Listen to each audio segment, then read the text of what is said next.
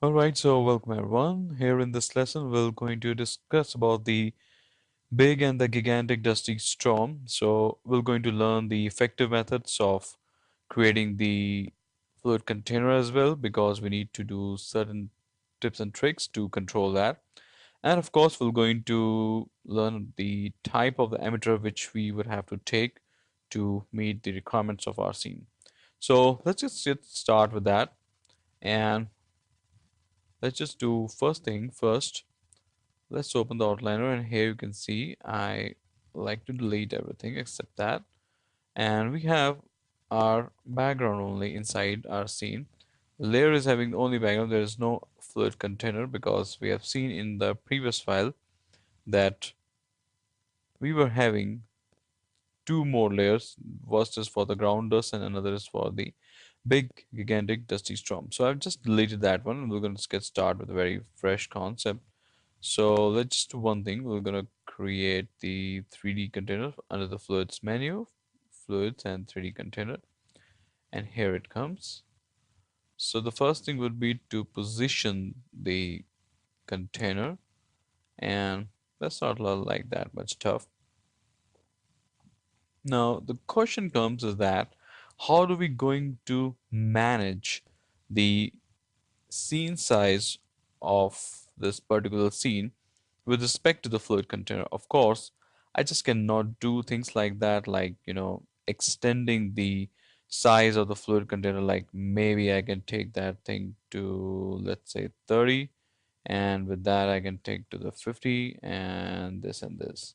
So that may could be not so good just because the resolution would have been too much, and for that the resolution comes, I mean, like according to the Autodesk help docs, the size should be 4 times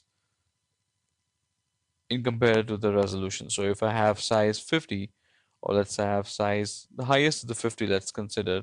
So what we could do is that we need to give approximately 200 of the resolution for just for the basics. And I think so that's still not a problem. But what we could do is that we have got an alternative. Let's just position that thing down again. The alternative is that we're going to create a group and scale it to once or twice.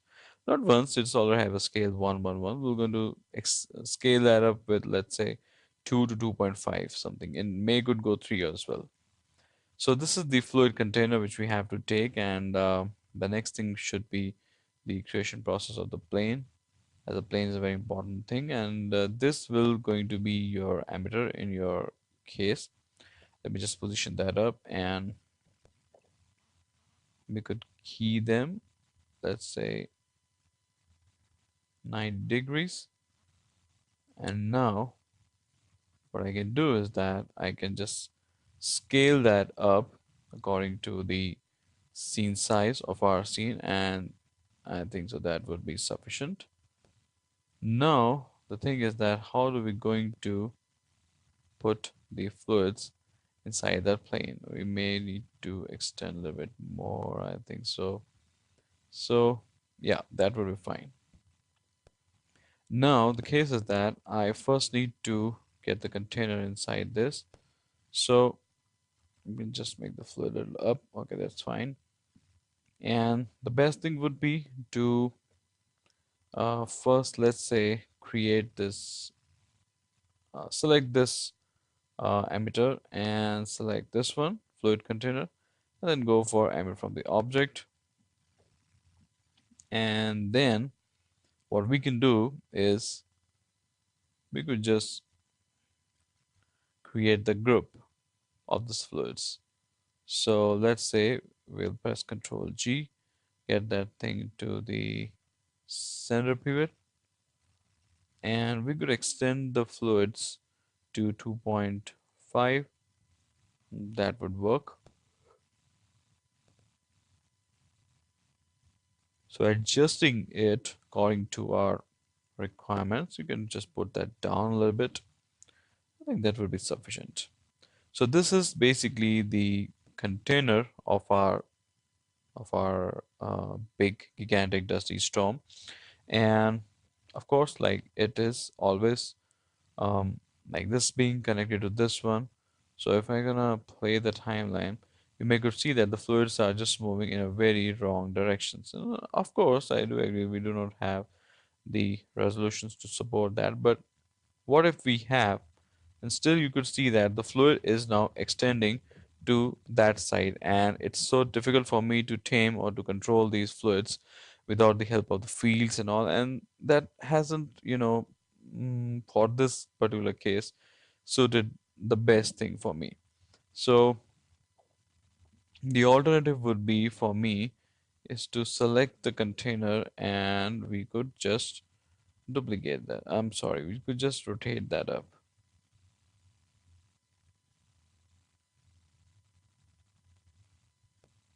Okay, so in this case, we make it extend to 15 maybe, yeah.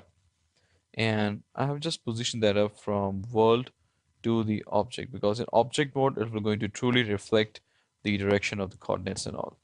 So for the y, I can put that thing to, let's say, 3, and just need to get the plane inside that. And for the z, I can leave that thing to, let's say, 6 might could do well.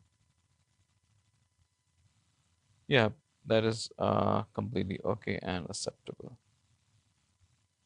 So now if I gonna play the fluids, you could see that, okay, at least they are now proceeding towards you. So just to make it a little bit more better for their understanding, we can just switch on the auto resize and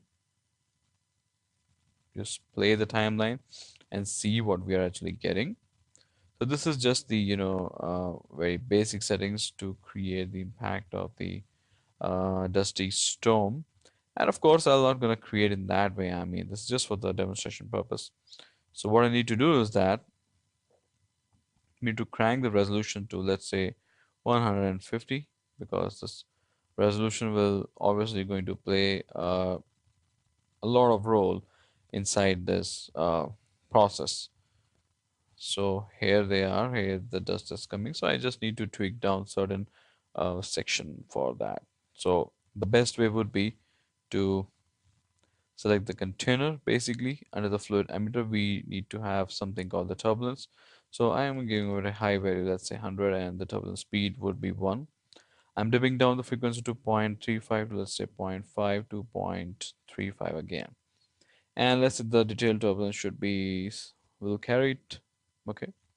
And now if I play the timeline, you should see that there is a kind of a change inside the emission. Now the fluids are being getting random all over the place. So what we could do is that, I mean, just for some better display purpose, we could just adjust the lighting, but here I don't recommend you, because I just wanted to see how the fluids will behave. So let's talk about first of all the fluid emitter. Here in this case, the turbulence speed and the turbulence is really, really very effective in creating an organic large dusty storm. So the next thing here comes is how much the fluid we want from our container. Let's say this time we're going to use 8 as the density voxels, and I'm going to play the timelines. Now I could see that there are certain issues going on. Let's just fix them step by step. So in the fluid section, we do not have any other parameters set for that. So I just need to mark certain things like X. We do need to have the boundary. Let's say we say none for that. For the Y axis, we need to give negative Y as a boundary. And for the Z, we'll prefer both the sides, because we don't want the fluid containers to expel or to expand the the size of its y-axis. So here in this case, I just need to switch on the light so that I can take the directions and the kind of the impact. Yeah, absolutely great. But we need to fix so many things and so many attributes. So what I'm going to do is that I'll take a pause from this lesson, and we're going to enter inside a new lesson where we're going to tell you about the further important properties of the density sections. All right, so see you there.